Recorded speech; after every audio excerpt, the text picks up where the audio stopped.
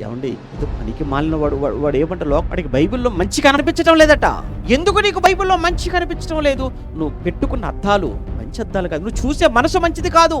పచ్చ కామెరలో వస్తేనట లోకమంతా పచ్చ కామెరల వాడికి అంత పచ్చ కనబడుతుంది సామెత చెప్తుంటారు, తెలుసు. పవిత్రుడికి అన్ని పవిత్రములు అంటాడు, అపవిత్రుడికి అన్నీ అపవిత్రములు. బైబిల్లో ఉన్న మాట.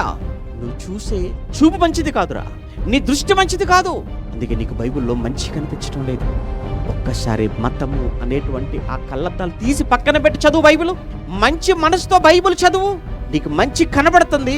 ఆ మంచి నీ గుండెల్లోకి దిగుతుంది. ఆ తర్వాత నువ్వు కూడా ఒక మంచి మనిషిగా నువ్వు మారతావు. అందరూ మారలేదు, వీడు మారడు, ఇక మారడు మారడు మారడు, వీడెవడు మార్చలేడు అనుకున్న వాళ్ళు సైతం దేవుని మాటలకు పట్టుబడి, దేవుని మాటలకు కట్టుబడి తమ శేష జీవితం దేవునికి అర్పణ చేసి అంకితం చేసి, వాళ్ళే కాదు సమాజంలో కూడా ఎందరినో ప్రభావితం చేసి దేవుని పాదాల చెంతకు నడిపించిన వాళ్ళు ఎంతమంది చరిత్ర మనకు తెలియదు.